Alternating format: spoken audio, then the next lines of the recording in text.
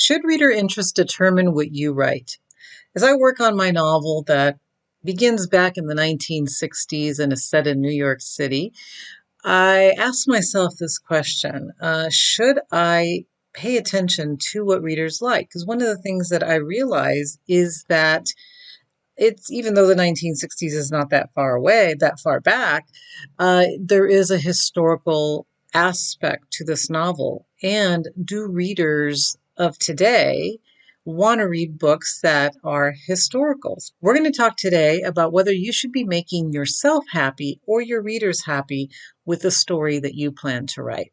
You have a story to tell, but you don't know where to start. Let me show you how to free your story. I teach you how to write and how to dig deep in your soul to release your story and make a difference in the world. Welcome to the Julia Monte channel. If we're just meeting, I am Julia Monte. I'm a women's fiction author, and I come on Fridays to give you a few writing tips that you might find useful with your own work. So one of the things that we need to think about when we write a story is how it's going to be received by the readers. And an interesting thing about readers is that reader interest tends to go in cycles. What does that mean? It means that they tend to like similar things at once. And it's a bizarre kind of thing, but it's true. So if we look at historicals, for example, there are times when historicals are of huge interest, especially historicals set in the United States, which is what I'm looking at, is historicals set here in the United States. And there were times, so I would say back in the 80s, back when I was a teenager and I was reading a lot of books, one of the things that were tended to be popular were historicals set in the Civil War, Revolutionary War. In fact, John Jakes had a huge series of books with characters over time that started in the Revolutionary War, went through the Civil War, and they were very, very popular. He sold, millions of copies. They made movies from some of his books. So that at that time, that was of interest. And then back in the 90s, 1990s, we started to see a little bit of ethnic historical novels that were interesting. One of them in particular was Toni Morrison's Jazz, and that one was very interesting because it was set. I think it was also set in New York City. It was set in New York because it was in the 1920s. Was set in the 1920s and during the whole kind of Harlem Renaissance period. So that became popular, and there were others as well. In the 2000s, and then of course, and then it starts to fade. So what happens is there's an interest, and then it starts to fade, and so and historicals seem to go out of style, right? Publishers are not interested in buying them, so because of that, of course, the books are not available for readers to like, and theoretically, at least, the reason that the publishers stop buying them is because the reader interest goes down. So, it's kind of a vicious cycle. Reader interest tends to go down. So publishers say, well, historicals are not popular anymore. Therefore, we're not going to publish them anymore. And then, of course, since they don't publish them, the readers don't have those books to read. And then, they say that historicals are not popular. They're not selling. And then when they notice that they do start to sell again, or people start buying older ones, right? Then there's a resurgence of historicals. Somebody writes one, it becomes a huge hit, and then it all comes back again. In the 2000s, there was a little bit of resurgence, not much. There was an author, her name was Cindy Holby, and she had a Wind series, which was I wouldn't say westerns, but they took place in the plots took place. The settings were in places like Wyoming, and they were during the 1800s and so. So there was interest again in historicals. Not a lot though. So anyhow, one of the things that I'm taking a look at now is, okay, so if I am, again, 1960s was not that long ago, but it kind of starting to be, right? I mean, we're in 2020, so we're looking at, going back 50 years or so. And are people 50, 60 years, and are people interested in reading those type of books and books set in that time period? Now, my book is not a historical. I'm not even attempting to sell it as a historical. I've never been a historical writer. However, this is where my book begins, and it moves towards current time. So there should be some interest in reading about the past for my readers if they're going to be interested in the story. So I have to ask myself, is there a resurgence of historical novels, and in particular, historical stories set in the United States? And if there is not, then do I want to write the book? And should I be writing a book that I'm interested in, or should I be writing a book that readers are interested in? And that's a big question. That's what we're going to talk about. So I'm not going to tell you whether you should write the book or not, okay, because that is something that's personal. But what I am going to tell you is that what writers should be doing is you should definitely know where your book falls. So is your book, what genre is your book? Okay, so is your book a historical? Is your book a romantic, historical romance? Is your book a Western? Where is it? And you should be aware of not only the genre, but you should be aware of how that genre is selling. And there are ways for you to find out how that book is, how that genre is selling and how readers are reacting to the genre. One way to do that is to compare your book. So what is it like compared to some books that are already out there? It might not be exactly the same. I understand that, but how similar is it to books that are out there? And then go take a look at Amazon. Go take a look at Goodreads and see how those books are selling. Are readers, what are the reviews that readers are leaving? What are they saying about the book? Is that book selling well?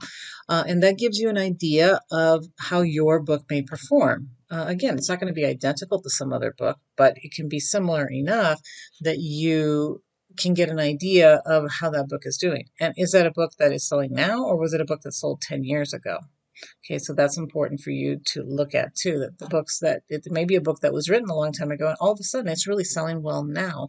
And that tells you something, right? So take a look, do a little research so that you understand where your book is falling and how it could potentially do. And if you're not sure where your book falls, if you're like, well, I don't know, I'm not too sure about the genre, or maybe it mixes genres a little bit, which is okay.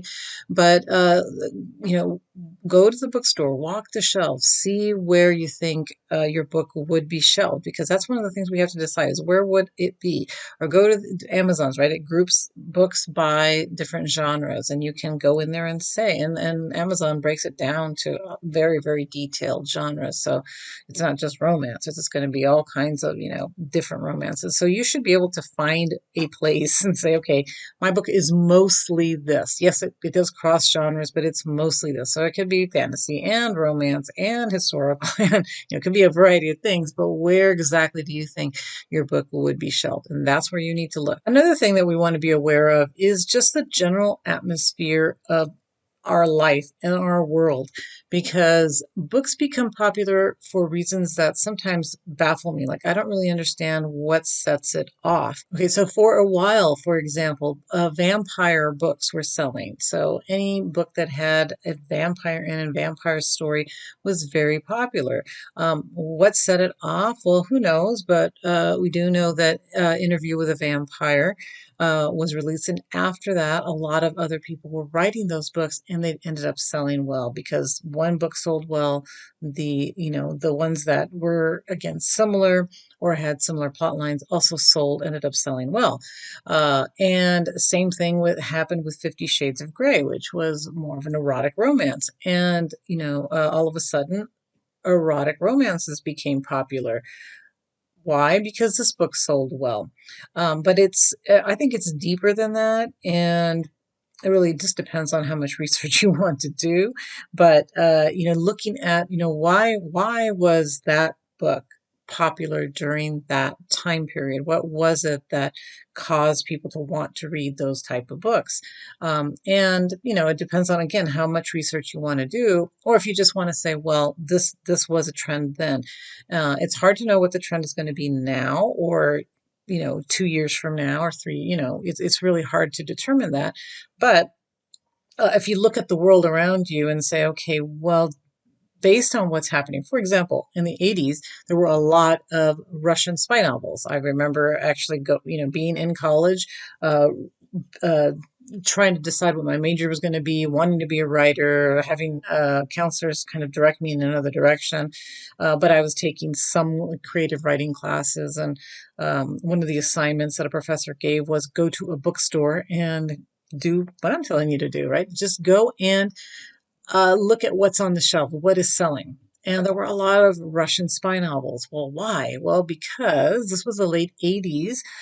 We were just finishing up the Cold War, and it, Russian spy novels were popular through the 80s, right? Through the mid 80s to late 80s, and even into the 90s, but not really as much. It kind of ended at the end of the 80s. But okay, could they come back now based on what's happening in our world? Could those type of novels become popular again? Possibly, right? So looking at the world around you and saying, okay, what type of books might just society be interested in based on what they are living and based on how things are perceived, right? And so uh, we can't determine what the next trend is going to be, but we can kind of look at what's happening around us and decide that maybe this might be a book that could sell. So what are we left with then? We are pretty much left with, or at least the way I feel about it, is that you should write what you like. You shouldn't write what readers like, but you should be aware of what readers like. Okay, so what am I saying? So what I'm saying is that you're going to have a passion for whatever it is you write. You have an interest for some reason. For some reason, you enjoy writing certain types of books, and you should definitely write those books because you're passionate about it, and it's gonna come through on the page. You're going to be able to write a better book, and you're gonna be more excited about it. You're gonna want to write it because it's something that you care about. And if you're just writing something, like I couldn't write a vampire story if my life depended on it because I have no interest in that. I couldn't really write an erotic. I kind of tried it when it was popular, and I was like, could I do this? I couldn't because it wasn't my passion. It wasn't my interest. So it doesn't really matter if something's super popular if it's something that you don't like. So what you should do is be aware of what is selling, be aware of the trends. Things come back. Okay, they don't, the historicals come back, Russian spy novels may come back. Um, we don't know. So I would say write your book. Be aware of the market. Be aware that it might be a tough thing to sell. It might be something that readers are not interested in today. But that doesn't mean they won't be interested in it 5 years from now or 10 years from now. You got to be patient, right? So write what you like, write what interests you, and then be patient. Either release it whenever you're done with it if you are okay with the idea that it may not sell well, or hold on to it and say, okay, I'm going to wait and I'm going to strategically release this book when I feel that the readers are there and that they're wanting this type of book. So part of our job as writers is to really understand our readership, to understand society, and to be able to write things that we love and that also our readers love, and to be able to time it properly so that it is released when it's appropriate. Now, I tend to not do that. As far as releasing when it's appropriate, I just write my books and I release them when I am done with the book. And hopefully it does well in the market. And if it doesn't do well in the market, then maybe it wasn't the right time. There's multiple reasons why the book might not do well. But who knows if it will be picked up at a certain time period, at a certain time. So I'm not just going to sit on a book and have a finished book and not release it. That's just not me, but it could be an option if, again, if you just continue to write and say, okay, this is the book I'm going to release first, and then I'm going to release this one, and then, oh, this one might sell now, I'm going to release this one. So it's kind of your game the way you want to play it. But the two things you really need to be aware of is what do readers want what do you want, and then how do you want to release your books so that you are both happy, hopefully. So I hope you found this helpful. And if you did, please hit the like button and the subscribe button. And I hope to see you again next Friday with my next writing tip. See you then.